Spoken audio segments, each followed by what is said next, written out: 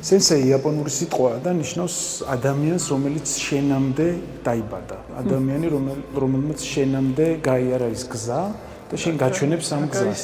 პატივისცემა არის ძალიან მნიშვნელოვანი ამ დროს რა. ერთმანეთის პატივისცემა, დოჯოს პატივისცემა, გამოვხატავ მე ამას. მცირე წარმატებაც უნდა აღნიშნო, რომ ადამიანს უთხრა, რომ ყოჩაღ, ძალიან კაია, მომეწონა, კარგად გააკეთე, ასევე რაღაცა არ მომეწონა და შეგიძლია რაღაცა ფორმით ეს ყველაფერი უთხრა ადამიანს, როცა სენსეი ხარ. გოჯურის მთავარი პრინციპი ასევე არის ჩვენ გვაქვს დოჯო კუნი, ესე ვთქვათ, დოჯოს ფიცი. ბოლო აბზაცია არასოდეს დანებდე. და ეს არასოდეს არ დანებდე არ გულისხმობს, რომ ვიღაც რო გირტყავს, შენ არ დანებდე, არასოდეს არ დანებდე. არ დანებდე შენი თავის განვითარების პროცესს.